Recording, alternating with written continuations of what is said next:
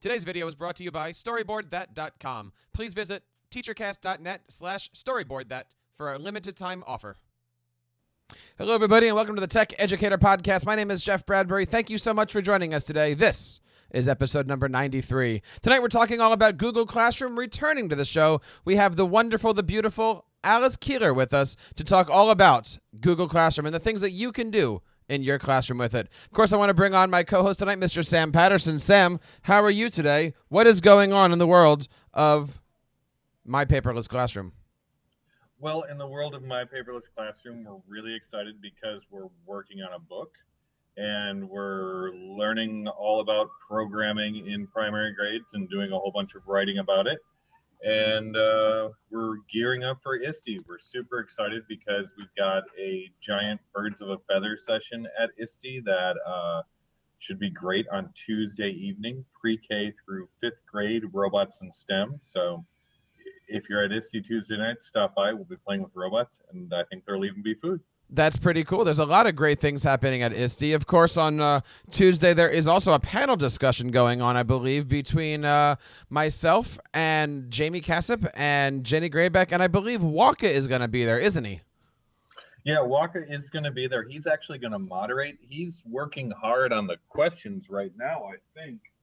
I don't know where he's gotten off to. How does he do that when he has no arms?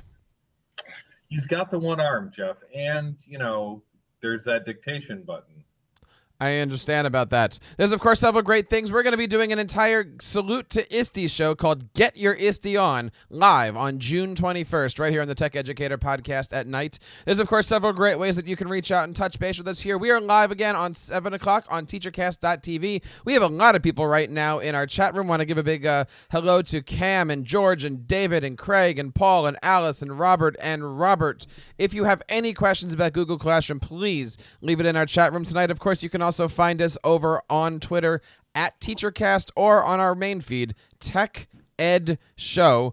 And of course, we welcome to have you guys interact with us on that. We also have a new channel that we're starting up on a great service called Clamor, Clammr. I just did a podcast with them today, and Clamor is fantastic. It is audio and Twitter and Facebook, and it's great for podcasters. We're going to be talking a lot more about that in future episodes, but you can certainly learn more about that over at teachercast.net/Clamor. Not live yet as we're doing this recording, but I'll have it up sometime this week. Certainly check that out. So we're going to be starting something called Clamor EDU. Want to bring on the great, the wonderful Miss Alice Keeler. Alice, how are you today?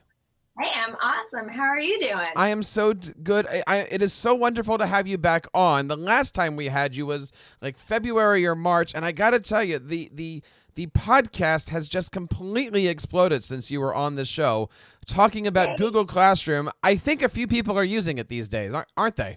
Just a couple. I think they have 5 million users right now and expecting another 5 million more, to double it. So it's really exciting. And I understand that there's only 50 ways that you can use it in the classroom. Is that true? I think there's only 5. 5 ways.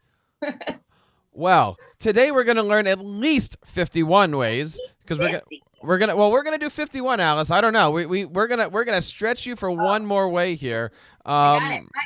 So let's talk a little bit about this. I mean, for those who didn't watch the other show, Google Classroom, of course, came out in the fall of last year. Is that correct? It did. I believe it came out in September, and it just has exploded, and lots of people are using it. And so just in a nutshell, what is Google Classroom? It's a digital platform to assign work and collect it. So that's the basic gist of it, but then you can just expand it to so many more creative ways that you can use it. Such as what, Alice?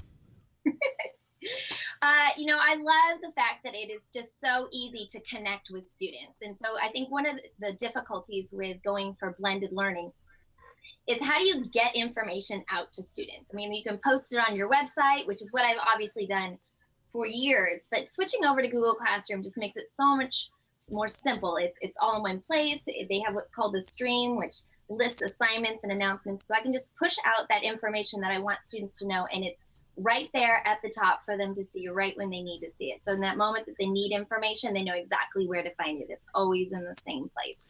That's one. So I'm sorry, what? That's one. One way to use Google Classroom. That's one. Perfect. Well, if you want the other 49, you have to read my book, right? No.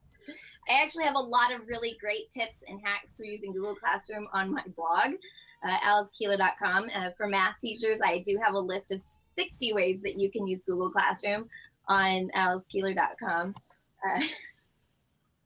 You know, it's what's really great. I think one of the best parts about Google Classroom is how simple it is. It's not bloated with a lot of features, so it'll really allows you to customize it the way that you want it to work rather than being kind of trapped into somebody else's ecosystem.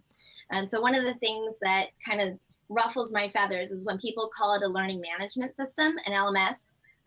Just being kind of a techie nerd, most of what we call an LMS is not technically an LMS anyway, but if you look at Blackboard or Moodle or Canvas or any of those, we usually call those an LMS, learning management system.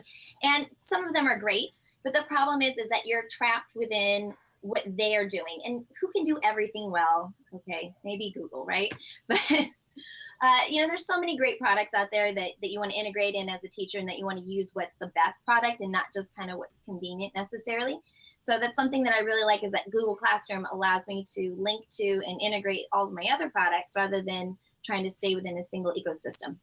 The other thing I really like about Google Classroom is that it is a private space. I know that there's some people that are like, oh, I really want parents to be able to see what we're putting in there. But I like the fact that it protects my students' privacy, that the discussions that we have, the things that we post is for my class. So I do really encourage teachers to always have a classroom website. That Google Classroom is not intended to replace your website. It's not organized in the same way that you would your classroom website. And I'm really into having transparency with parents. Like I want my parents to know what is going on in my classroom, that they have a feel for a vision, a window into what we're doing, so that they feel comfortable about having their kids in my class. And then, of course, if I want them to partner with me, they need to feel like they have a role in that. So now, classroom website, I think, is super important. Now, Alice, we have a running tab up on the top here. I believe you're up to 3, and I believe last complications here, we have 48 more to go. Sam, please make sure that we're on top of this here. So All right. We have 3. Alice is right now opening up her book. I'm open. Actually, I have my blog post open where I have listed out all 50. I could read them. Well, let's talk. Let's kind of go through here. I mean, one of the reasons why I wanted to have you on here is because we are excited to announce that you have created a publication around this called 50 Things You Can Do with what's that word? Google Classroom. I see there. Where can we find it? Where can we get it? Great, thanks. You know, we're selling it on Amazon. Dave Burgess Consulting is the publisher. So I'll just plug him for a second. If you have not read Teach Like a Pirate, highly recommend. His book is fabulous. So he is my publisher and has put so much confidence into myself and my marvelous co-author, Libby Miller. And so we are selling it on Amazon. You can just go type in Google Classroom, or if you go to alicekeeler.com/50, I created a short link that you are able to purchase the book either in Kindle or on paperback. So if I was a classroom teacher and I was looking to start this, where would I go? How would I find this? What are some of the things that we can do if we're brand new Google Classroom users? You have 48 more to go. The first thing you have to do is to make sure that your school is Google Apps for Education. This is restricted for teachers who have a Google Apps account. So if you're just using regular Gmail and things with your students, this unfortunately is not available to you. But the good news is that Google Apps is free. So you just gotta talk your school IT administrator into setting it up. By default, Google Classroom is turned on. So that means if you can get your school to sign up for Google Apps for Education, you have Google Classroom simply by going to classroom.google.com. Now, if I were to go there right now, classroom.google.com, logged into my Gmail account, it's going to tell me, sucks to be you. It won't let you sign in. You do have to be on a Google Apps for Education account. So once I'm switched over, it allows me to log in as a brand new teacher. It's going to give me the option to choose, are you a teacher or a student? And I want you to pause for a second because you need to put teacher. It's sometimes the choosing the wrong choice, putting down student, and now you got to go through the hassle of having the app's domain administrator reset you back to teacher mode. So do be careful about that. So once you get in, it's really easy. Let me go ahead and switch to a screen share that I have here. So you sign up, say that you're a teacher. Here we go. And there's a plus button at the top that says join the class or create a class. So I just click create a class and I name it. And I click create and I have a Google Classroom. It's going to do it. Seems so easy. Super fast. It is, yeah, exactly, right? So here I go. I've got a stream. I'm able to post an announcement. Hey guys, introduce yourselves. Let me zoom in so you can see this better. All right, and then I can attach either something from my computer, from Google Drive, YouTube, or I can link to a website. You'll notice that it is in draft mode. I can assign it to multiple classes. So if I have multiple sections or periods, I only have to list it once. And I can post or save the draft. So I can start it today, but not post it until tomorrow. So I go ahead and hit post. And I've got an announcement. And you'll notice here it says add comments. So right away, students can jump in, start introducing themselves by adding comments to this is called the stream. And it is in the backwards order from where I posted it. That means the new stuff is at the top. So when I go in to put an assignment, I just click on assignment. And this is my best tip ever. Number your assignments. So I'm going to call this number 001. And I like to do it in triple digits because then I can have up to 1,000 things that I put in there. Introduce yourself. And then what I like to do is in the description is describe what the students are going to see and what they're going to do. So I might say, click on the open button. Now you don't see the open button because I'm in teacher mode. The student view is different than the teacher view. So that's something to be aware of, which is why I highly encourage teachers to engage in professional development through Google Classroom because it gives them the student view of what it looks like and helps them to understand and better connect with their kids because they know what the students are seeing. So I tell them to click on the open button. Alice, I think that's behind on the counter because you must have just listed like 5 or 6 different things. You had the embed the YouTube, and the make a post, and the leave a comment. It's just like bang. I thought. I think I'm at least up to 25. I thought this was all one thing. I'm sorry. No. You gotta pay attention. So I can save for later. Prepare in advance, right? Save for later. Post an announcement. Okay. So can we wait? We're 13. Can we say we're at 13? Okay. We'll say we're at 13. Don't. Okay. Don't. Click on create. Wait, is create one of them?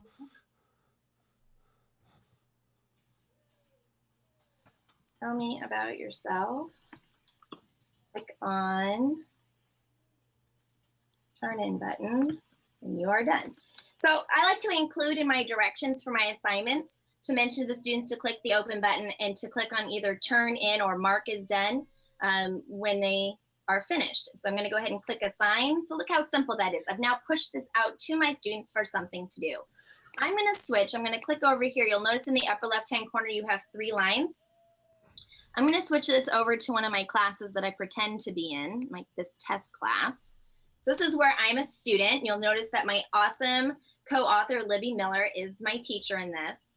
So you'll notice here's where the open button is. So from the student perspective, I click on open. Uh-oh, I'm late. And I wait for it to load. And you'll notice right here, it has a turn in button. So whatever work that I have attached, I can turn in. But I love this feature where I can create documents on the fly as a student. So I don't have to go to Google Drive. I don't have to remember to share it with my teacher. Mark those down. Things that you can do with Google Classroom is avoid having to go to Google Drive. And the other thing you can do is not mess up. We always forget to share it with our teacher, right? You know, I never even knew that was there. I'm always the one that's making Google Docs and then doing the share with everybody button. I didn't realize that they had the create there. Not only do they watch this is like so amazing. So as a student, I'm going to click create. It's going to automatically attach it. Do you see that? Now it does it. It's twice because I already did it earlier. But it attaches it so it's ready to turn in. So I don't have to remember to submit it. Now when I click on this so I can work on it, let me go ahead and go to the blue share button in this document. And you'll notice that it's automatically shared with my teacher, which in this case is Libby Miller. And all the teachers that are in this class, because it now has co-teacher, which is super exciting. So you would tell the kids that they have to make the doc when you're explaining the assignment to them? Absolutely, I do. 15. So I go ahead and click turn in, and now it's turned in. I can leave a note for my teacher.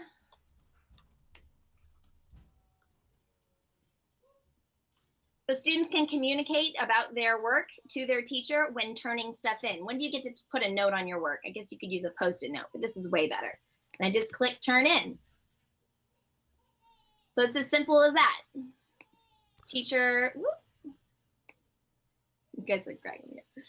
The teacher could just they create an assignment. I can do that in seconds. Instantly, all the students have access to it. It's right in the stream. And I try not to create all of the documents. I want my students to get in the habit that they can create them themselves. So they click create and they follow the directions.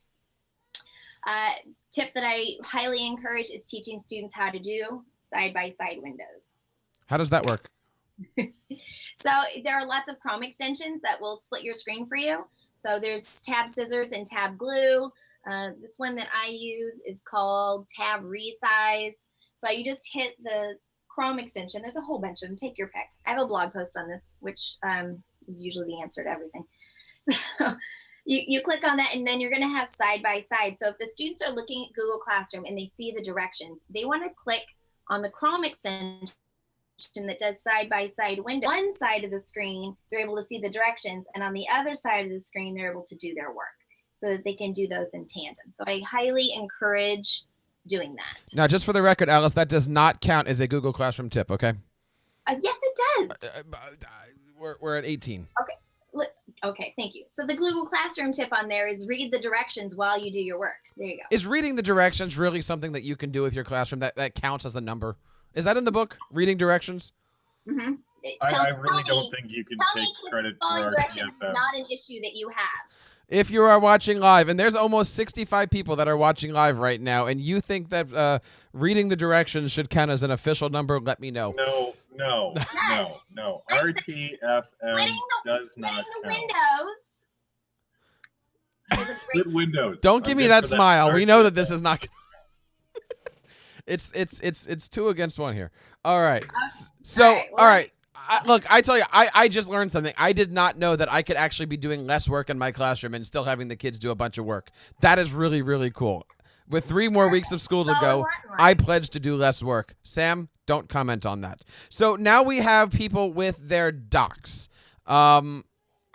Why would you want to have the kids make a doc versus your doc? I mean, whenever I make the docs for my kids, I automatically recopy and paste the directions. I might format some paragraphs. I might leave a couple comments in there so they can see it. How to be self-sufficient. What? Nothing. You're kidding. You can't. That's great, but who has time for that all the time? There's a lot of times that you're teaching, you're in the middle teaching, and on the fly, you're like, oh, we should do this, or, thank you for bringing that up. And how many times has your lesson taken a left turn just based on student feedback and how students are responding? Our lessons should be responsive to student needs. You cannot pre-prepare everything. So as we're having a discussion, something comes up like, that's a really great idea. Why don't we develop that? I'm going to go into Google Classroom real quick. Boom. I just create an assignment like that. Takes me a second. Every student gets into Google Classroom. They see it there, and then they can create the document. I don't need to create in advance. I want my students to know how to start a document from scratch and how to do formatting. That's a literacy that is really important for them to know. And it's Common Core. Common Core asks for students to know how to create headers and to do formatting. So if we want students to learn those skills, then we need to ask that of them. Hey, Sam. It looks like the chat is all mentioning no, that does not count. I'm going to take a number away from the Google Classroom. You're back down to 17 now. Ouch. But, what she's saying is right on, right? Because we really want, what tech differentiation is just figuring out how much of it you're going to do for the kids. Now, Alice, how young do you see teachers using Google Classroom? Like, is this something that's showing up in the elementary schools, or is this more middle and up? I think teachers as young as 21 can use this. Question, and I think the number one thing we do is underestimate what first graders can do. I know many kindergarten and first grade teachers who are using Google Classroom and Google Docs and all kinds of cool things with their students. I wouldn't hesitate to use it even with younger kids. Now, would I be using Google Classroom with kindergartners the first week of school? Probably not. I'm going to work up to that. I need to teach them some other things like how to log in and read. But there's lots of ways that you can use visuals and things to help kids If you use Google Classroom as the homepage, so when they log into the computer, boom, they are on, on the internet rather, that they're at Google Classroom, and they're going to be able to see the very top thing is the thing that they're going to be using. And so that they always know, you go there, the first thing you see, you're going to click on it, and they're going to be able to do activities. Using things like Google Draw and Google Slides are just some of the most amazing tools, because it not only are they collaborative, but they allow you to drag and move things around, right? So now you have virtual manipulatives. So you can instantly have kids go in and start counting bears. On Google Draw and Google Slides, I like to put the manipulatives off stage. So I will, you have the screen or the drawing area, and then you have off the drawing area. So I'll put a bunch of bears or counting rods or whatever it is that I want the kids to use, put it off the drawing area, and then they can drag it on and manipulate that. Now, if it's in Google Classroom, it's automatically turned in, right? It's automatically attached. Even if the kid does not click turn in, as the teacher, I still have access to their work. So this is a great way for younger kids to facilitate doing some of this digital work, because it takes out about 20,000 steps that you would normally need for them to do to facilitate that. So you're saying that as the teacher, you can use Google Draw and open a document and actually create a digital learning activity that you can deliver to the students by way of Google Classroom. Totally. So I want to bring up something that I learned after doing your show a few months ago. When you create a Google Classroom, everybody gets a folder, right? So these things are automatically made up in the background. What I didn't realize was that those folders are universal, like any shared folder. I was originally under the impression that those were just Google Classroom folders, but now I'm having kids put their, movies and video files, and that stuff's automatically shared. That's really, really cool, and I'm going to plus twice on that one for me. Hey, thanks. Yeah. So, while Google Classroom does seem magical, it doesn't make magic folders in Google Drive. It makes regular folders. Exactly. So here's some things about Google Classroom. I like to call it Google Drive Management, because it does interact and use Google Drive in really nice ways. It automatically creates a Google Classroom folder for each teacher and each student, and then each class has a folder within the classroom folder, and each assignment has a folder within the class folder. So it automatically structures and makes everything really organized for me in Google Drive, but they're just Google Drive folders. You can rename them. Put that down. What? That's a good. What? You can rename your seriously? Google Classroom folders. But it won't mess it up. But does that still say my assignment / Alice Keeler, or does it say my assignment / the new name of the folder? Changing the folders in Google Drive does not impact Google Classroom. Wow. So if I named my assignment Meteor Rocks, and so then it makes a folder called Meteor Rocks, and then I rename that, and I'm like, I want it to say Solar System Meteor Rocks. If I rename the folder is renamed, but Google Classroom is not, but they're still connected. So in Google Classroom, on the assignment, it says folder. I can click on that, and it's going to open that same folder that I've renamed and has a different name. They're still connected. It doesn't matter what you name it. You can also drag them and move them around. So here's a good tip. It is the end of the year, and you have all these Google Classroom folders. And so next year, do you want all those in your way? Probably not. You can drag all those folders into an archive folder within your classroom folder and just hide them away so they're tucked away. So the question that we all have now is, what do you do when you're dealing with changing school? I mean, do I next year want to create a brand new class, or do I want to get rid of the students that I have and move them? What should we be doing between now and September? That is a great question. The first thing to remember is that Google Classroom is brand new, and nobody's had to roll it over to next year yet. So we're in that boat, right? And the other thing is that Google Classroom team is constantly listening to teacher feedback and making things better. So this is the first iteration. They got a lot of feedback from teachers and created this tool, and it's got some great things.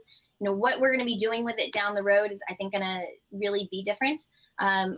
At the current time, I cannot reorder the stream of the assignments. So if I bring a new group of kids into my same class next year, they're going to see all the assignments and stuff from last year, and I can't reorder them. And do I want them to scroll all the way down to find it? Now, my numbering trick will help in that, because you're like, go find number 7. So we're at number 53, so you can go ahead and scroll till you get to number 7. I don't know that that's really ideal. I think I would want to start over. I worry about the psychological effects of them feeling like they're getting sloppy seconds for a class. Says the puppet. Right. I mean, I'm just saying, it won't feel brand I'll tell you new. this is just a personal opinion. I'm not a fan of using an online shell for doing online classes necessarily, because I think it just allows you to be a little bit lazy because you already have the assignments. And then to me, it starts to focus on the assignment rather than student needs. And I like my assignment that I do each week to be based on the feedback that I'm hearing from students, that I can adjust what I'm doing for what they need. So in my my class that I teach pre-service teachers at Fresno State. Every semester is slightly different because the needs and the things that the students bring up. The next week, I adjust my agendas and the things that we're doing based on what they bring up. I'm like, wow, they really don't have an understanding of depth of knowledge. We need to do that this next week, even though it wasn't on the calendar. So I just not a big fan of reusing assignments because I want to every time think about who my learners are and have the tasks reflect their needs rather than just being a general task that I always use. But that being said, I really encourage you to do your lesson plans on a Google Doc and that you structure them. I number all my assignments. So I number the assignment on the lesson plan Google Doc. I put all the directions on the lesson plan Google Doc and what my learning objective is. I hyperlink to all of the websites and Google Docs that I'm going to use with that lesson. I like to, if I have Google Drive documents, Google Docs, Google Sheets, Google Slides that I'm using as assets within the assignment, I like to number them the same as the assignment number. So, which is, but how does that work? Okay, so you're going to do today, you're going to do lesson plan number 5, but you might have Google Docs 7, 17, 18, and you might have Google presentation number 3, 4, and 5, but that's all. why would you do that? I'm asking, I don't know. So I match them. They'll all say number 5.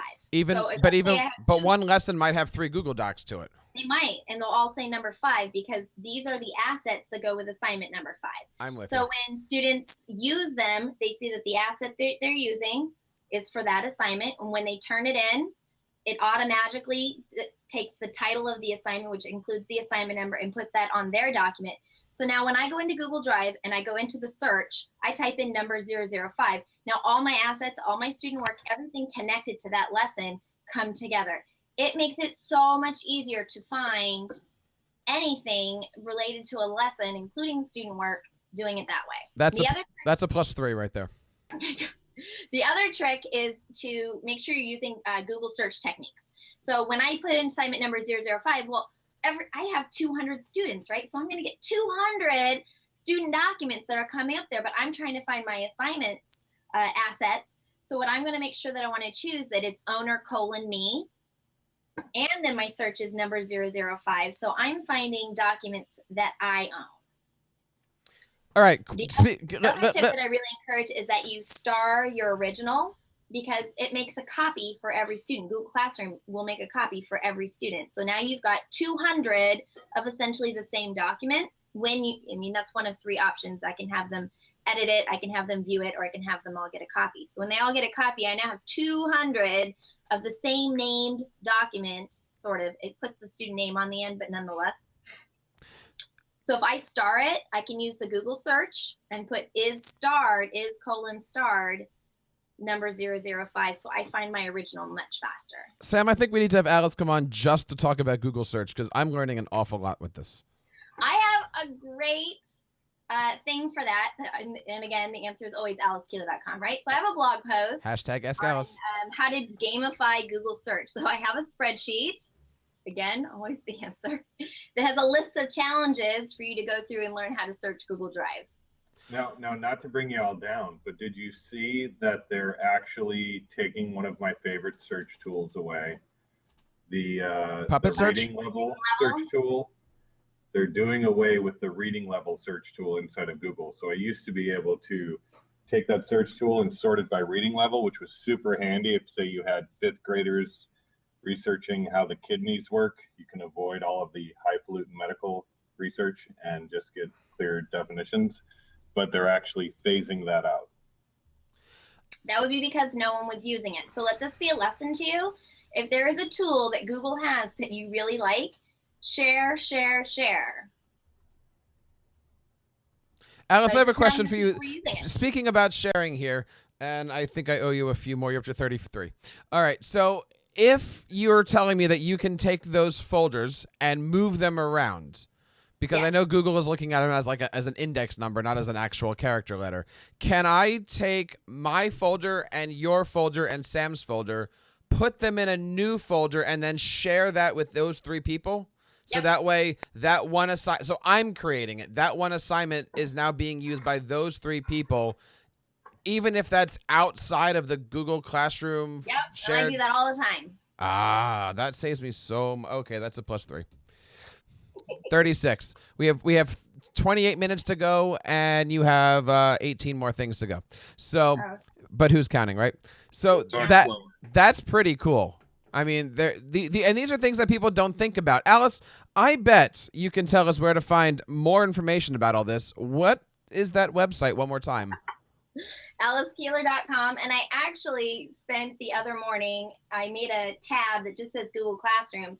And I have, I think, 52 blog posts right now on Google Classroom. So you're working on and I organize them in order of usefulness, like easy to hard. 52 things. So you're working on the sequel already? Well, those are additional things that are not in the book. I've said this to you before, and I know this is coming off a little creepy, but you are one of those teachers that on all of my RSS feeds I absolutely follow, because it's awesome stuff. And if you're not following AliceKeeler.com, certainly do that. Craig Yen, please stop tweeting about my math habits. That is so not appropriate right now. So, Sam, are you using Google Classroom? No. Anyway. Yeah. Thanks, Sam. Yeah. Let's try that again. We're going to back up. Take extra work for himself. Sam, are you using Google Classroom? I use Google Classroom every chance I get. And each time I do, I'm amazed by how effective it is. Exactly. And how many ways can you talk about using Google Classroom in your classroom? 50. You're going to read the book. 50, yes. Alice has an amazing book. Actually, I could probably talk about, say, 162, because from what I understand, Alice has the 50 in the book, and then there's another 60 for math teachers in a blog post, and another 52 in another blog post. So Exactly. Plus, don't forget the Tech Educator show from a few months ago. So that's. there's at least one on there. I'm glad you're the one doing the math, Craig. So, Alice, where looking towards the future here, I mean, what are some of those things that you are seeing as feature requests? I know myself, I'd love to see the stream be something that can be embeddable on like a website or on Google Sites.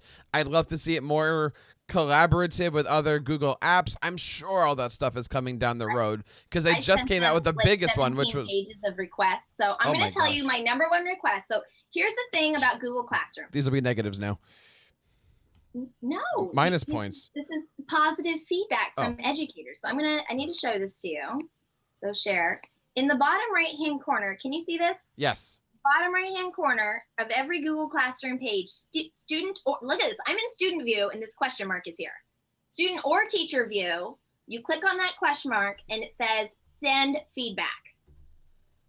And Jennifer Miller on the Google Classroom team, Jennifer Holland, she reads every piece of that feedback. She reads all of it.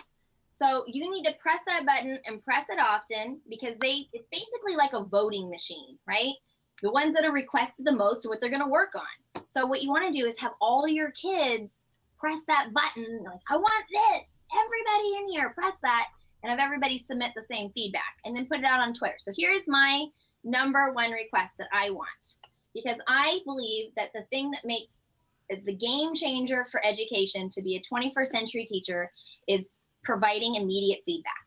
And it's hard to do that when I don't know when students have turned something in. And so I want to have an incoming tab on Google Classroom. So along the top, I'm going to screen share again. Now, couldn't they do that with push notifications? There's a lot of things we could do. You asked me what feature I wanted. I'm telling you. I'm sorry.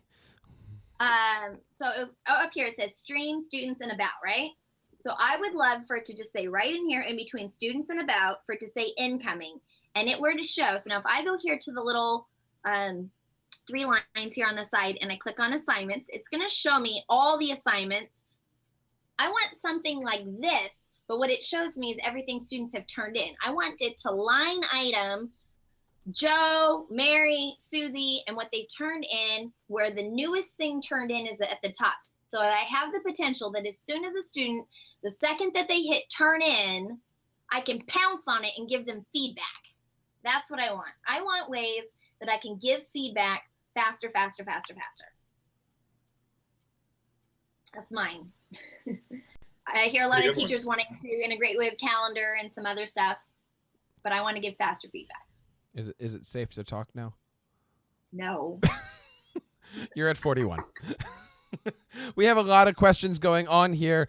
One of the topics that was going on the chat room was, again, going back to changing the names of the folders, but they were mentioning that I guess if you're using Doctopus or other like extensions, you can't use that stuff. You can't be changing those things. Could a lesson plan... okay, let's see. Craig here says, could lesson plans with colleagues within a Google Classroom... Can you? I don't know. I mean, we have like 46 people here in our chat room. Everything is scrolling by very, very quickly. Okay. Paul says, "Do you get an email when people turn things in?" Yes. No, wait. When they turn it in, no. No, you don't. That's why I was asking about push notifications. Like that should be like a very easy. If I do something. No, wait a minute. Before you wish for these things, think about what you get. In the old days when we would have students manually share Google Docs with us, I would always beg them, uncheck the email box. I know that you guys are turning this in. I'm a high school teacher. I will get 200 email notifications of something being turned in. Right. But it basically just kills your you want email. something that's late that's notifying you. Current stuff I don't want. See, that's different because I have my kid blog set up so that way every time somebody submits their kid blog, I get I want the email notification for that. That's so special. Sam, I'm going to turn the show over to you. Okay. Well, so with the 41 different ways to use Google Classroom, what we're really left to wonder isn't what's next, because we know what Alice wants next. In fact, if you all could just stop right now, open up Google Classroom, click that question mark button, and ask for the incoming feed, we'll wait. Okay, now that you've done that,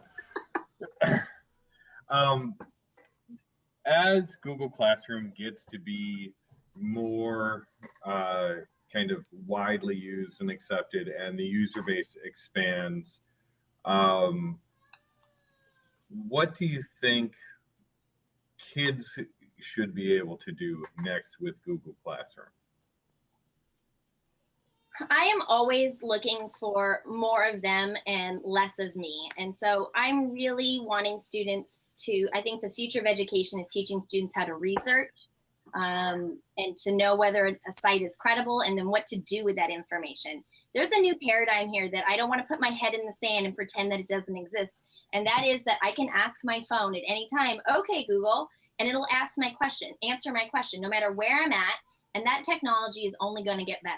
So I don't want to pretend that kids will not have access to that 24/7 their entire lives.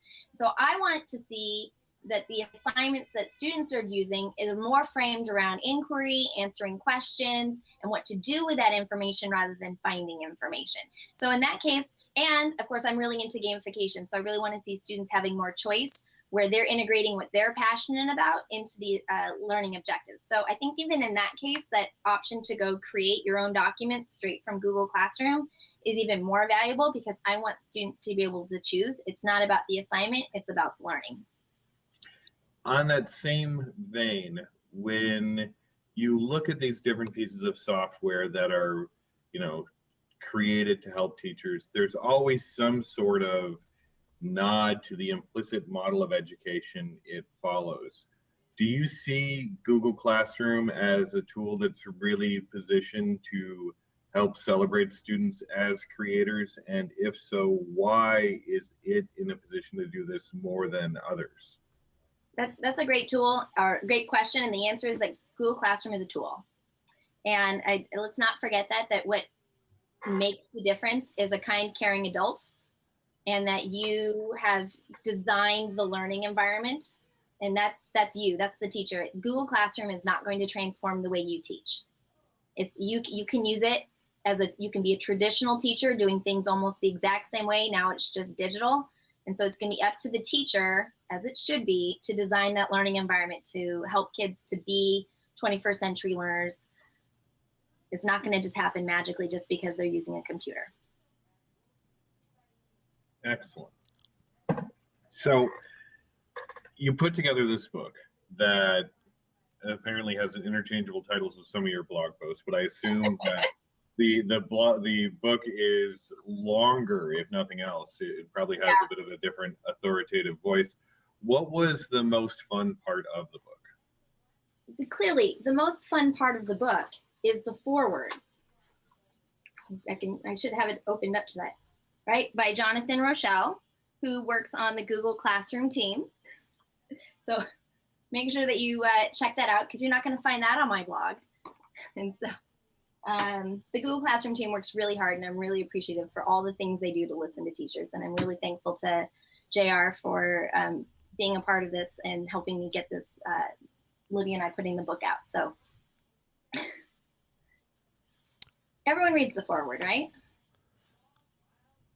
Everyone. That's why we buy books, is the foreword. Otherwise, we would just, it wouldn't be a book without it. So that's right, the most important part. That's how you can tell it's not a blog. So I can tell it's not a blog. So speaking of blog, though, I did do a blog post of 20 things you can do with Google Classroom, and that's what the book is based on. But what you'll notice is that the book has... I'm sorry, Alice. I have to interrupt you. Please. From the chat, Jonathan Rochelle says you're lying. He's lying. Okay, sorry, go ahead. All the time, how important it is. Can I come back onto my show now? No. I want to show off how nice the layout is. This is the third time I'm getting kicked off my show. That's correct. The editor of this book just did, I think, an amazing job of just laying out the book and how clean it is. I get so many compliments from people. First of all, when you get the book, you need to rub it on your face, because it just feels, the cover feels fantastic. I see you laughing, Sam, but just wait till you get your hands on it, because it'll be hard for you to not just want to rub it, because it does feel fantastic. It's this nice matte feeling. And then if you just see how clean the layout is with the screenshots, and it's just so easy to navigate through there. Number one thing I hear from people is how much they appreciate how nice the layout is, that it makes for a really pleasant experience. That and the tips are awesome. We're going to put that one first. Oh, that's awesome. Sam? Jeff Bradbury. Do you have a copy of this book yet? No, I don't. I don't know if I'm ever going to get a copy of this book now. If you do, I need to borrow it so I can rub my face on it. I think that's part of the... That'll be part of the ISTE broadcast. We'll just do a whole half an hour. Copy, but I want to. You have to tweet out where you're, just say. Right? No, I think we need a session on ISTE that's just to, get as many people rubbing their face on this book as possible. Done. I have a poster session on 35 Perfect. Google Classroom, so that's where it's happening. We're going to congregate there. 35 ways to rub your face on a Google Classroom book? What? Well, one of the ways you can use Google Classroom is as a facial. Put that on there. Right? Boom. That's add that to the ticker. 49. You got two more. Classroom as a facial. Perfect. I'm so lost at this point. And I hear... If we do one more, is the show over? I hear babies in the background knocking on the door. Let me ask you this. I mean, how long did it take you to put this together? How did the idea come about to go from blogging to full-fledged hardcover book or softcover book? What was that process like for you? This was such an amazing process. So I wrote a blog post, 20 things you can do with Google Classroom, and it has just simply exploded. I have 72,000 hits on that blog post the last time I checked. And it's just been so popular, but it's a short list. It doesn't describe anything. It's just like, oh, you could do this, but it doesn't say how. So I contacted Dave Burgess and I said, hey, Libby Miller and I, she's my co-teacher at Fresno State. We work together. She's fabulous. We have this idea of taking this list, expanding on it a little bit and putting it into the book. What do you think? And Dave Burgess is so amazing. He's like, let's do it. And so I think that was last January. And Dr. Miller and I just put some time aside that we worked on it over several days. And then it's just keep coming back to it and making corrections as people tell you how much things suck. Like, this needs to be fixed. But it just was a privilege to work with Dave Burgess and Aaron and Libby and, of course, Jonathan and Rochelle on getting this book together. It was really enjoyable. Everyone's pulling for you and giving positive feedback. It just didn't feel like I had a lot of red tape. And we knew this was something that teachers wanted and needed to get out there quickly. So. And it sounds like you had a great team for it, which is really important because, like you said, no matter how good you do, you're trying to translate information into words, and everything has got to be right. And everyone who's helping you out is, essentially doing the job of saying, "Oh, this part's horrible." Still, yeah. Well, I'm a math teacher. I need all the help I can get.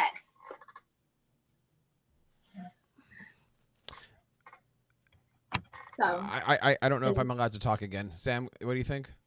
What number are we at, Jeff? 49, Sam, 49. 49. If only there were one more way. Only there was one more way. Okay, I'm looking at my math blog post. Alice, if I run like a club after school, can I use Google Classroom to support the learning in that club? Are you trying to pull a trick on me? Because of course the answer is yes. Wait. There you go. Thank you. I think that's one of the really important things to recognize is that Google Classroom is not restricted to your roster. And so anywhere that students have if they're students or teachers, if you're on the same domain, you can use this for any purpose. Any place you need to put people together to collaborate or to go through things together, a book club, an after-school club, professional learning. What if you just had like a bunch of organizing to do around, say, 8th grade graduation? That would make a great Google Classroom. 51.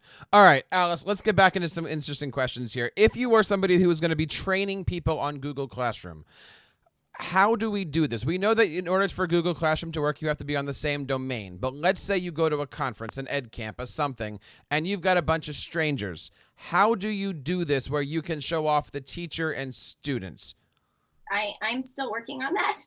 The first answer is incognito window. So Control-Shift-N is my best friend, and I will do, get side-by-side windows so I can show teacher side and student side. So I got to create some fake classrooms because other things I'm really concerned about when I'm at, an ed camp or I'm doing a PD is, the privacy of my students. Right. So I can't just pull up my regular classroom. So I have to prepare in advance and make some fake assignments and get some people to join my class and pretend to be students and turn some things in so they can see that.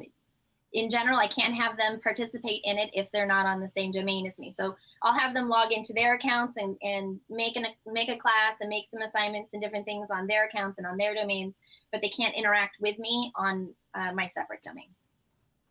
Now, that's really good to know with all that. I mean, I know as a Google trainer, we do have access to ways of getting around those kinds of things. And if you, I don't even know about this because, so in general, that's not everybody. Right. That's not everybody. That's where I'm kind of getting lost with all this. But as of this point, I mean, right now you can do co-teachers, correct? Yes. And how many co-teachers can you have in a class? I don't think there's a limit. Ooh, that's a +1. Because I know, but what rights does a co-teacher have? If I make Sam my co-teacher, he has to be on the same domain, correct? Correct. Now, do all of the students' folders also get created on that co-teacher's account? It's not based on the co-teacher, it's based on the class that they join. So when the students join a class, they put in a code. Mhm. So let's just say, so that class, that code, although I can change the code, creates a folder. And so that folder will be created for the co-teacher, for each co-teacher and each student.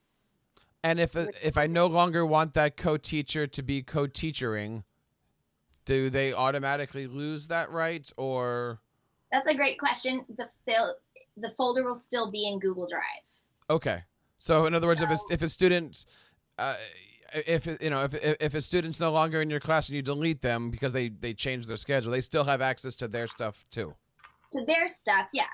But they can't. But if you add another assignment because they're no longer in your class, they just don't get it added to their stuff.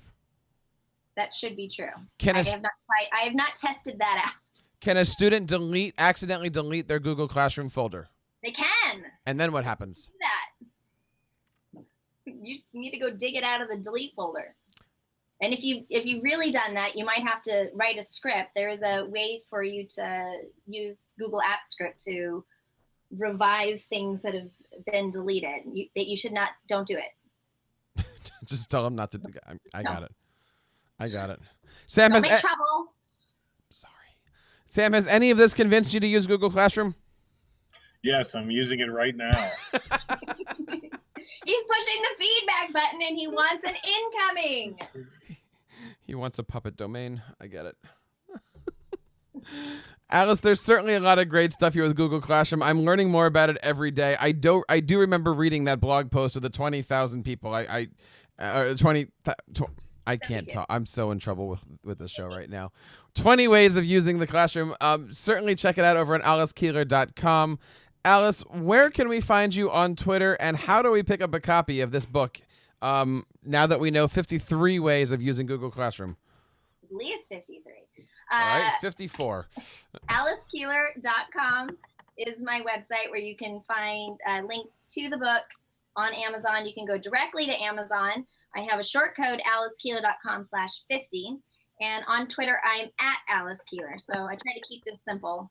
It's basically everything's my name. And we will make sure that we have all of those links in our show notes over at teachercast.net/TEP93 for Tech Educator Podcast 93. Sam, next week we have another great show from another great Dave Burgess publication. We have Matt Miller coming on to talk about ditching your textbook. Sam, have you ditched your textbook today? I ditched my textbook a long time ago. Did you ditch your textbook for a paperless classroom?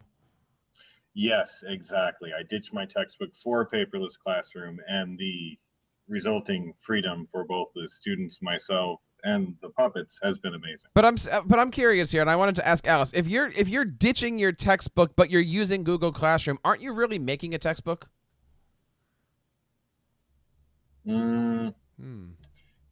I think it's that thing where if you think of a textbook as a packaged curriculum that you're bringing in, then yes, ditching that is a good idea. And what you'll have to do is create some sort of curriculum that replaces that. But in my case, that would be pretty big difference because all of the choices made in the curriculum I created would be made with the needs of the students in front of me in mind. Huh?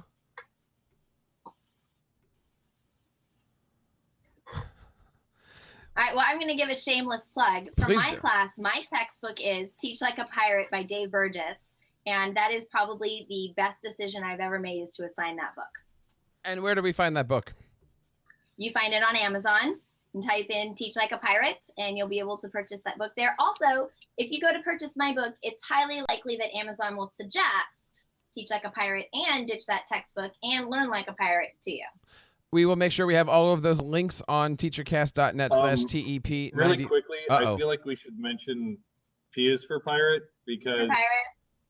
we hadn't mentioned that part of their catalog yet. So, yes, Let's just inspirational be ABCs honest, for the entire educators. collection of Dave Burgess consulting books are awesome. Nice. Totally awesome. Certainly check that out. And check out all the great stuff happening over here on teachercast.net. We, of course, have several great new channels happening, such as our brand new podcast, Educational Podcasting Today, where you're going to learn how to create an amazing website and also WordPress podcast and website. So check those things out today. Alice, thank you so much for once again coming on the show and sharing everything that we want to know about Google Classroom. Please come back on, and I hope that we catch up at ISTE. Oh, for sure. We're definitely going to catch up. And thank you so much for having me. And if you are at ISTE, where can we find you? Oh, say at 5 in the morning. 6 in the morning. Whatever. Every morning. We're going to be doing Coffee EDU. I'm still trying to find the exact location, so watch for it on Twitter. You can watch the hashtag Coffee EDU.